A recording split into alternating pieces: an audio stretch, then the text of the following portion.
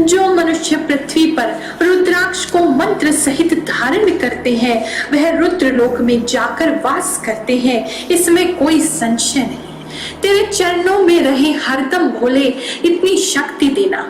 चाहत नहीं है कुछ पाने की, अपनी भक्ति देना।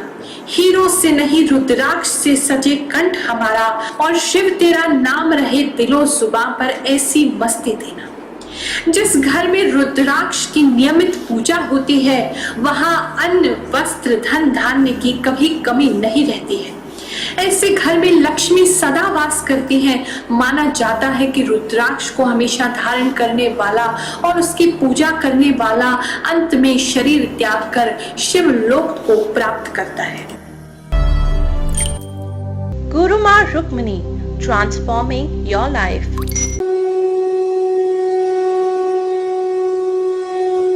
जय शनिदेव। प्रिय भक्तगणों, मैं आपकी गुरु मां रुक्मिणी, आपकी गुरु, आपकी माँ, आपकी गाइड। हमारे शनिपीठ मंदिर ईस्ट पटेल नगर नई दिल्ली से मैं आप सभी का स्वागत कर रही हूँ हमारे आज के इस कार्यक्रम में।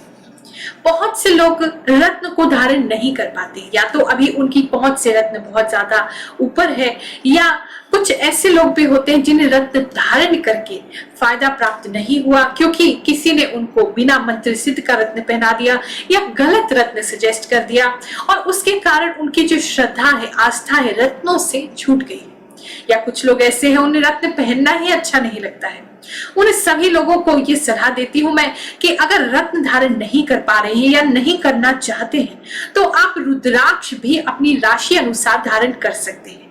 आज मैं आप सभी को वही बताऊंगी कि आप अपनी राशि के अनुसार कौन सा रुद्राक्ष धारण करें, उसको किस प्रकार से मंत्र सिद्ध करें, और क्या उसकी सावधानियां हैं, क्या उसको पहनने के नियम हैं, वो सारे ही आज मैं आपको बताने वाली हूं। तो अंत तक इस वीडियो को जरूर देखिएगा। और क्योंकि श्रावण मास चल रहा है, ये जो महीना है बहुत पवित्र है और भगवान शिव को अति प्रिय है। इस महीने में, इस मास में यदि रुद्राक्ष धारण किया जाए सही विधि के साथ तो हमारे जीवन में वो अनेकों चमत्कार लेकर के आ सकता है। अगर आपने हमारे ये चैनल गुरु रजनीश ऋषि जी अब तक सब्सक्राइब नहीं किया है तो तुरंत ही आप रेड कलर का सब्सक्राइब का बटन दबाएं, वीडियो को लाइक करें और ऑल नोटिफिकेशन सब्सक्राइब के समय जरूर दबा दीजिएगा ताकि इसी प्रकार से अच्छी वीडियो अपने जीवन को बेहतर बनाने की आप तक पहुंचते रहे। अगर आपने हमारी बाकी वीडियोस अब तक नहीं देखी है तो हमारे चैनल पे 9000 से ज्यादा वीडियोस हैं जहां विभिन्न हमने आपकी राशि अनुसार आपको बहुत सारे उपाय बताए हैं, उनको भी आप जरूर देखिएगा। पौराणिक कथाओं के अनुसार जो रुद्राक्ष है वो शिव जी के आंसुओं से इसका जो पेड़ है वो उत्पन्न हुआ है। जब माता सती ने अपने देह को त्याग कर दिया था तब भगवान शंकर को बहुत पीड़ा हुई और उनके आंखों से एक अश्रु निकला, और उस अश्रु के कारण जब वो जमीन पर पड़ा तो उसमें से अंकुर फूटे और रुद्राक्ष का जो पेड़ है उसकी उत्पत्ति हुई। इसीलिए कहते हैं जो भी व्यक्ति रुद्राक्ष को धारण करता है भगवान शंकर उसके सभी कष्टों को हर लेते हैं, उसके जीवन में दुख को कभी नहीं आने देते हैं। रुद्राक्ष इंसान को हर तरह की हानिकारक ऊर्जाओं से बचाता है। इसका इस्तेमाल केवल हम साधु सन्यासियों के लिए ही नहीं है बल्कि आप जैसे संसारिक जीवों के लिए भी है। आप सभी की कल्याण के लिए ही भगवान शंकर ने अपनी लीला द्वारा इस रुद्राक्ष की पृथ्वी पर उत्पत्ति की है। इसलिए अगर हम अपनी राशि के अनुसार रुद्राक्ष को धारण करें तो यह हमारे जीवन में काफी बदलाव ला सकता है, हमारी मानसिक शांति को बढ़ा सकता है, तनाव को दूर कर सकता है। रुद्राक्ष में एक खास प्रकार के अनोखे और अनदेखे स्पंदन होते हैं, एनर्जी होती है, जिसकी वजह से वो हमें अपनी ऊर्जा से सुरक्षित रखता है, एक कवच की तरह, ताकि बाहरी ऊर्जाएं और बाहर की परेशानियां व्यक्ति को परेशान ना कर सके। ज्योतिष शास्त्र के अनुसार प्रत्येक राशि का एक स्वामी ग्रह होता है और रुद्राक्ष हर उस ग्रह से संबंध रखता है। कौन सा कितने मुखी रुद्राक्ष आपको अपनी राशि अनुसार पहनना चाहिए, चलिए जानते हैं। चलिए बात करते हैं कर्क राशि की। अगर आपकी राशि कर्क है, कैंसर है, ऐसे में यदि आप रुद्राक्ष धारण करना चाहते हैं, और कर्क राशि वालों के तो भगवान शंकर इष्ट होते हैं, तो रुद्राक्ष पहनना तो उनके लिए बहुत ही अच्छा रहता है। रात में नींद ना आना, मन ज्यादा बेचैन रहना, वो सारी चीजें आपको इससे लाभ देती हैं। रुद्राक्ष पहनने से इन सभी चीजों में आपको लाभ की प्राप्ति होती है। तो दो मुखी रुद्राक्ष यदि आप धारण करेंगे आपके लिए बहुत अच्छा है। दो मुखी जो रुद्राक्ष है उसे शास्त्रों में शिव और शक्ति का रूप माना गया है। ये व्यक्ति का मान सम्मान बढ़ाता है, उसकी बौद्धिक शक्ति का विकास करता है। मन में इसे पहनने से शांति आती है, चिंता दूर होती है, जो फोकस नहीं कर पाते कर्क राशि वाले, एकाग्रता की कमी होती है वो बढ़ती है। अध्यात्म में भी उनकी उन्नति होती है, ध्यान इत्यादि मेडिटेशन की तरफ और लग सकते हैं और सौभाग्य, उनका जो गुड लक है वो और ज्यादा बढ़ता है। कहते हैं रुद्राक्ष को यदि राशि अनुसार धारण किया जाए तो उसका फल जो है वो दुगना हो जाता है। केवल पूजा पाठ, मंत्र जप, रत्नों के अलावा भी हम अपने ग्रहों को अनुकूल बना सकते हैं, जिसके लिए रुद्राक्ष का उपयोग भी कर सकते हैं। अगर हम अपनी राशि के अनुसार रुद्राक्ष को धारण करते हैं तो जो अशुभ ग्रह होते हैं उनका प्रभाव काफी हद तक कम हो जाता है। रुद्राक्ष भगवान शिव को अत्यंत प्रिय है। जो भी व्यक्ति रुद्राक्ष को किसी भी रूप में धारण करता है उसकी समस्याओं का निवारण होने लगता है तथा समस्त प्रकार के संकटों और नकारात्मक शक्तियों से उसका बचाव बना रहता है और साथ ही पहनने वाले को दीर्घ आयु प्राप्त होती है। ये तो हमने जान लिया कि अपनी राशि अनुसार हमने कितने मुखी रुद्राक्ष पहनना है, लेकिन वो रुद्राक्ष किस प्रकार का हो चलिए वो जानते हैं। ज्योतिष के अनुसार अगर आप आंवले के आकार का रुद्राक्ष पहनते हैं तो वो ही सर्वश्रेष्ठ माना गया है। तो आपको उतना बड़ा ही रुद्राक्ष पहनना चाहिए और यदि आपको इतना बड़ा रुद्राक्ष नहीं मिलता है, बेर के आकार का रुद्राक्ष मिलता है तो ये मध्यम फलदायक यानी कि ज्यादा फल नहीं देता है, लेकिन भी इसे धारण किया जा सकता है। और यदि आपको उससे भी छोटा रुद्राक्ष प्राप्त होता है यानी चने के आकार जितना, तो ये जो रुद्राक्ष है ये बिल्कुल ही निम्न कोटि का होता है और इसे धारण करने से थोड़ा बहुत लाभ ही आपको प्राप्त हो पाता है। और यदि बात करें कि सबसे श्रेष्ठ रुद्राक्ष कैसा होना चाहिए, तो माना जाता है कि जिस रुद्राक्ष में डोरी पिरोने के बराबर स्वयं छेद हो जाता है, ऐसा जो रुद्राक्ष होता है वो सबसे अधिक फलदायी होता है। अधिक फायदे के लिए हमें हमेशा ही सुंदर दिखने वाला, सुडौल, चिकना, कांटेदार और जिसमें प्राकृतिक छेद युक्त हो ऐसा ही रुद्राक्ष धारण करना चाहिए। जो रुद्राक्ष कहीं से टूट गया हो, हल्का सा झड़ गया हो, जिसकी बनावट ठीक ना हो, गोल आकार का ना हो, ऐसा जो रुद्राक्ष है वो धारण नहीं करना चाहिए। व्यक्ति को रुद्राक्ष धारण करने से पहले रुद्राक्ष की महात्म की कथा को अवश्य ही एक बार सुनना चाहिए।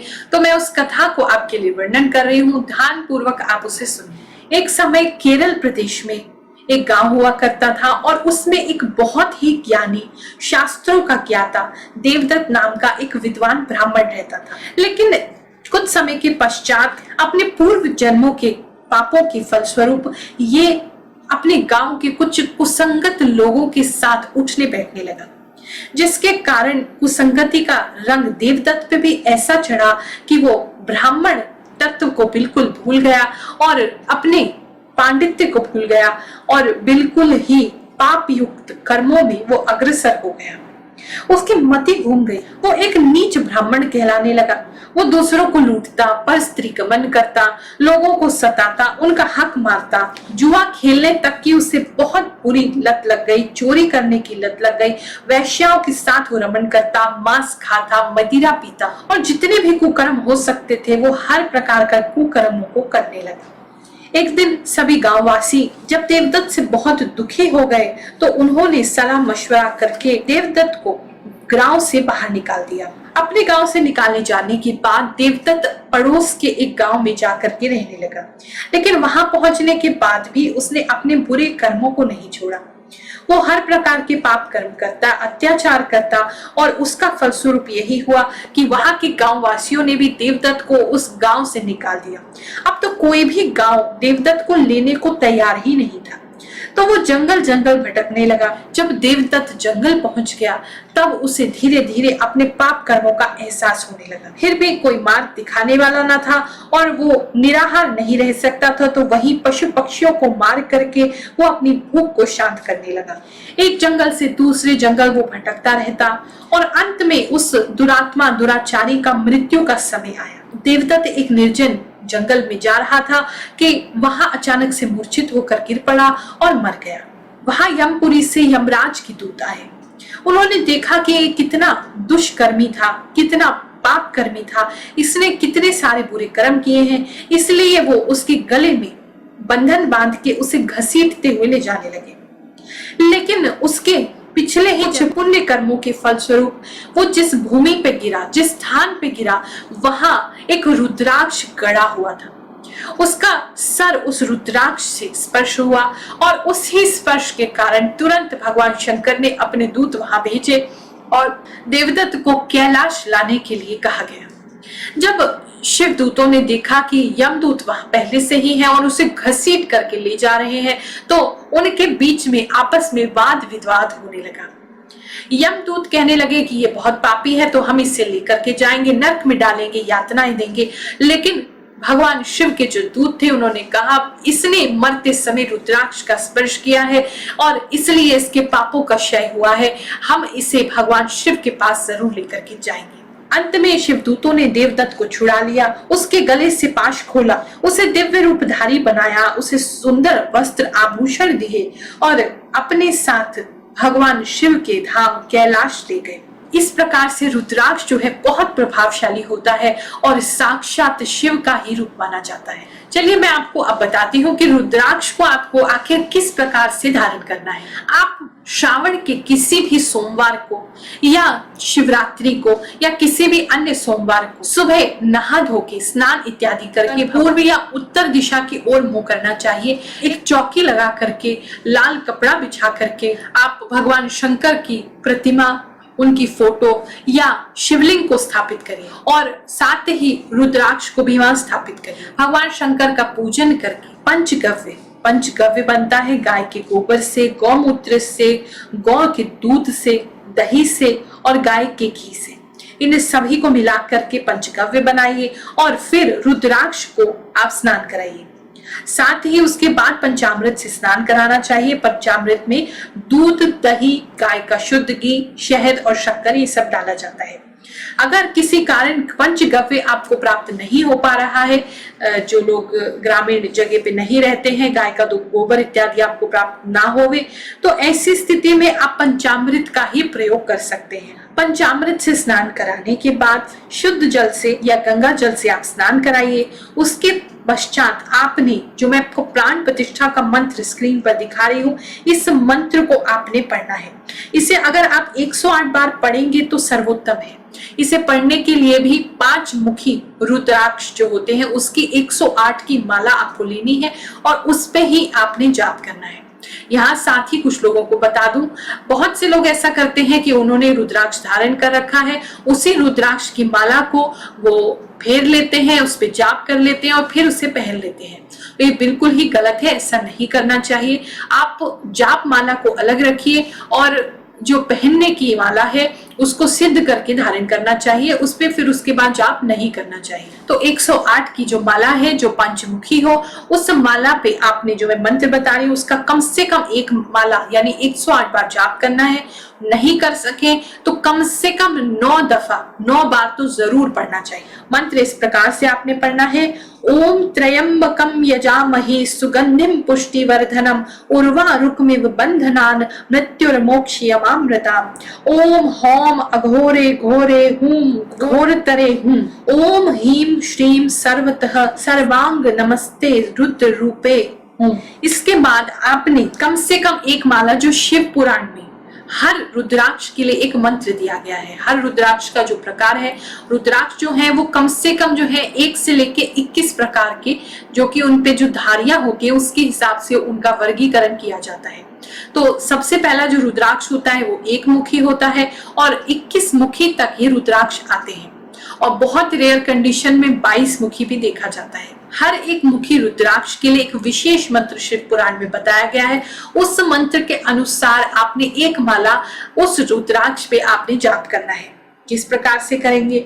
2 मुखी ओम नमः 108 बार आप जाप करें। इसके बाद रुद्राक्ष को शिवलिंग से स्पर्श कराएं और धूप दीप इत्यादि से पूजन करने के उपरांत नैवेद्य इत्यादि चढ़ाने के बाद लाल धागे में या तो सोने की तार से या चांदी की तार से पिरोया हुआ जो रुद्राक्ष होता है उसी को आपने लेना है और लाल धागे में, और धागा इतना लंबा कि छाती तक कम से कम हृदय तक आपका जो रुद्राक्ष है वो पहुंचे, इतना लंबा धागा लेके आप उसी दिन उसको धारण करें। ये सभी काम यदि ब्रह्म मुहूर्त में किए जाए तो सबसे अच्छा है, नहीं तो आप सुबह 12 बजे से पहले पहले कर सकते हैं। बस उस दिन का राहु काल देख लीजिएगा कि राहु काल में आपने पूजा प्रारंभ नहीं करनी है। और अगर अभिजीत मुहूर्त उस दिन का अच्छा आपको प्राप्त हो जाए सुबह 12 बजे से पहले पहले, तो अभिजीत मुहूर्त में इस कार्य को आप संपन्न करें। जो रुद्राक्ष का जो फल होता है, उसका जो बीज है, वास्तव में उसे रुद्राक्ष कहा जाता है। ये एकमात्र ऐसा फल है जिससे कि अर्थ, धर्म, काम, मोक्ष सभी चीजों की प्राप्ति होती है। शिव पुराण में, पद्म पुराण में, रुद्राक्ष कल्प में, रुद्राक्ष महात्म्य में, इन सभी ग्रंथों में रुद्राक्ष की अपार महिमा बताई गई है। यूं तो रुद्राक्ष कोई भी धारण कर सकता है, सभी को ये लाभ करता है, लेकिन अपनी राशि के हिसाब से यदि हम धारण करते हैं तो हमें दुगना फल देता है। ज्योतिष के अनुसार यदि बात करें, अगर मनुष्य बीमार बहुत रहता है और वो जो बीमारी है उसकी ग्रहों के कारण है, ग्रह उसके खराब है, भारी है, तो ऐसे में व्यक्ति को अपने ग्रहों की प्रतिकूलता दूर करने के लिए अपनी राशि अनुसार या अपने लगन अनुसार रुद्राक्ष धारण करना चाहिए। अगर शनि 7.5 पीड़ित कर रही हो या और कोई शनि, राहु, केतु या अन्य किसी ग्रह की पीड़ा ज्यादा कष्ट दे रही हो, तो ऐसे में भी रुद्राक्ष धारण करना खूब फलदायी माना जाता है। जीवन में यदि काल सर्प दोष कठिनाई कर रहा हो, आपके जीवन में बहुत मेहनत करते फल नहीं लेने दे रहा हो, तो ऐसे में भी रुद्राक्ष को धारण करना बहुत अच्छा माना जाता है। अगर आप मान लीजिए गंगा स्नान करना चाहते हैं, और आजकल तो क्योंकि इस कोविड की वजह से, कोरोना की वजह से हम गंगा जी के दर्शन के लिए भी नहीं जा पा रहे हैं, तो ऐसे में कोई व्यक्ति यदि गंगा स्नान करना चाहता है तो केवल यदि रुद्राक्ष को सर पे रख के भगवान शंकर का ध्यान करें और फिर स्नान करें, तो ऐसे व्यक्ति को गंगा के स्नान का ही फल प्राप्त होता है। रुद्राक्ष इसके अलावा और भी शरीर के अंगों में धारण किया जाता है, जैसे कि अगर कंठ में हमें धारण करना है तो कहते हैं 32 रुद्राक्ष हमें धारण करने चाहिए। अगर हमें सर पे धारण करना है तो 40 रुद्राक्ष धारण करने चाहिए। अगर हमें दोनों कानों में धारण करना है तो 6 हमें दोनों कानों में रुद्राक्ष धारण करने चाहिए। अगर हाथों में धारण करना चाहते हैं, कलाई में, तो 12 आपको धारण करने चाहिए। भुजा में यदि आप धारण करना चाहते हैं तो 16 आपको धारण करने चाहिए। शिखा में आप धारण करना चाहते हैं तो 1 धारण करिए। हृदय पे या वक्ष स्थल पे धारण करना चाहते हैं तो 108 दाने आपको धारण करनी चाहिए। और ये कहते हैं यदि किसी व्यक्ति ने ये सारे ही रुद्राक्ष धारण किए हैं तो वो भगवान शिव का ही स्वरूप हो जाता है। अब खास बात ये है कि रुद्राक्ष को पहनने के कुछ नियम होते हैं। यदि आप इस नियमों को ठीक से पालन कर लेते हैं तो रुद्राक्ष को आप धारण कर सकते हैं, उसका फल भी आपको मिलेगा। अगर आप नियम पालन नहीं कर पाते हैं तो ऐसी स्थिति में यह आपको नुकसान भी कर सकता है, क्योंकि आप भगवान शंकर को नाराज कर देंगे। रुद्राक्ष यदि आप धारण करना चाहते हैं तो सबसे पहले इस बात का ध्यान रखिए, आप अंडा, मांस, मदिरा, मच्छी, ये सारी ही चीजें नहीं खा सकते। लहसुन, प्याज भी नहीं खा सकते हैं। दूसरा जो नियम है, रात को सोते समय रुद्राक्ष को हमेशा ही व्यक्ति को उतार के सोना चाहिए। रुद्राक्ष को आपको हॉस्पिटल भी पहन करके नहीं जाना चाहिए, किसी प्रसूति घर में नहीं जाना चाहिए, यानी कि जहाँ नया बच्चा जन्म ले रहा हो या ले चुका हो, अभी वहां की शुद्धि नहीं हुई है, ऐसे स्थान पे भी नहीं जाया जाता। शमशान आप नहीं जा सकते हैं इसे पहन करके।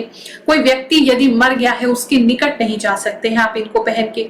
जो स्त्री पुरुष का संबंध होता है, ऐसे संबंध के सभी भी रुद्राक्ष पहना नहीं जा सकता है। और जो भी व्यक्ति रुद्राक्ष धारण करता है उससे अपने विचार, आचार, इन सब को शुद्ध रखना होता है।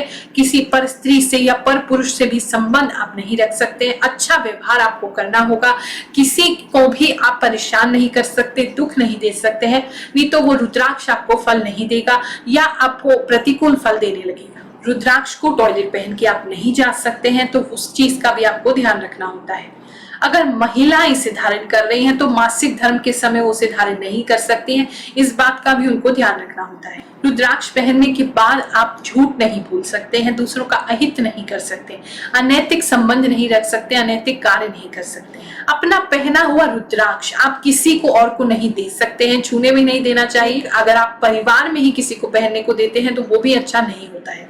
और एक खास बात जो है, रुद्राक्ष खरीदने से पहले उसकी शुद्धता जरूर देख लें कि आपको जो रुद्राक्ष मिल रहा है वो शुद्ध है, असली है, क्योंकि बहुत सारे नकली रुद्राक्ष भी आजकल बाजार में उपलब्ध है। यदि वो आप पहनेंगे वो मात्र एक लकड़ी का टुकड़ा होगा, तो उससे आपको लाभ की प्राप्ति नहीं होगी। इसके विपरीत यदि हम बात करें रत्नों, तो रत्नों के लिए इतने कठिन नियम नहीं होते हैं, लेकिन फिर भी यदि आप इन नियमों का पालन करते हुए रुद्राक्ष को धारण करेंगे तो अवश्य ही शिव की कृपा आपको प्राप्त होगी। और जैसा कि मैंने आपको बताया है, बुरे से बुरे दिन भी आपके फिर जाएंगे। बुरे से बुरी आपकी जो समस्या है, खराब से खराब, विकट से विकट स्थिति से आप क्यों ना गुजर रहे हो, जरूर भगवान शंकर आपको आशीर्वाद देंगे। लेकिन नियमों का अवश्य ध्यान रखें, क्योंकि कहीं त्रुटि हुई तो भगवान शंकर आपसे नाराज भी हो सकते हैं। इसके साथ ही अगर आपको किसी भी प्रकार की कोई समस्या है, अगर आपके जीवन में कोई कष्ट आ रहा है और आप उसे दूर नहीं कर पा रहे हैं, अब चीजें आपके हाथ से बाहर निकलती जा रही हैं, तो ऐसे में आप ज्योतिष की सलाह ले सकते हैं। हमारे शनिपीठ मंदिर के नंबर आपकी स्क्रीन पर आ रहे हैं, आप अपने पास रखिए सेव करके, ताकि कभी भी आपको जरूरत हो आप उस पर कॉल कर सकें। एक अपॉइंटमेंट आप ले सकते हैं मुझसे या हमारे गुरु जी, गुरु रजनीश ऋषि जी या स्वामी जी से, अपनी जन्म कुंडली दिखाने के लिए, ताकि हम आपकी कुंडली को देख करके, उसमें आपकी ग्रह दिशा को देख करके आपको सटीक उपाय बता सकें और बता सकें कि आपको क्या धारण करने से सबसे ज्यादा लाभ की प्राप्ति हो। और साथ ही आपको ये भी बताना चाहेंगे, जो फीस आपसे कुंडली देखने की ली जाती है, जन्म कुंडली विश्लेषण की ली जाती है, वो सारी ही फीस हमारे शनिपीठ मंदिर के द्वारा जो सामाजिक कार्य होते हैं उसके लिए प्रयोग की जाती है। हर शनिवार मंगलवार जो प्रसाद वितरण होता है, गरीबों में जो लंगर इत्यादि बांटे जाते हैं, उसके लिए प्रयोग की जाती है। अभी क्योंकि इस कोरोना के चलते लंगर प्रसाद तो नहीं हो रहा है, लेकिन फिर भी समय समय पर हमसे जितना हो सक रहा है हम कर रहे हैं। कभी लोगों के बीच में मास्क का वितरण करते हैं, कभी बिस्किट्स वगैरह का वितरण करते हैं, ताकि हम लोगों की सहायता जितनी हो सके करें। और आप ही लोगों के माध्यम से ये सारी चीजें होती है। शनिपीठ मंदिर के संचालन में ये काम आती है, फीस जो ली जाती है। और साथ में जो हम गरीब लड़कियों को पिछले 8-9 सालों से कंप्यूटर की फ्री एजुकेशन देते हैं, उसके लिए प्रयोग की जा रही है। आने वाले समय में जो हमारा भव्य शनिदेव का एक मंदिर स्थापित होने वाला है और एक जो नवग्रह आश्रम उसके साथ होगा, ये सारी फीस उसी सभी में प्रयोग की जाती है। तो अपनी जन्म कुंडली दिखाने के माध्यम से, अपने ग्रहों को जानने के माध्यम से आप इन पुण्य कर्मों में भी योगदान दे सकते हैं। उसका लाभ भी आपको अवश्य ही प्राप्त होता है। तो आज के इस वीडियो को यहीं समाप्त करते हैं। आप सभी को जाते हुए आशीर्वाद देती हूँ, आप खूब तरक्की और उन्नति करें, यही मेरी मंगल कामना है। और जब भी आपको आवश्यकता है, आपकी गुरु माँ आपके साथ है। जय शनिदेव। हमारे द्वारा बनाई गई और वीडियोस को यहाँ पर क्लिक करके आप देखते रहें।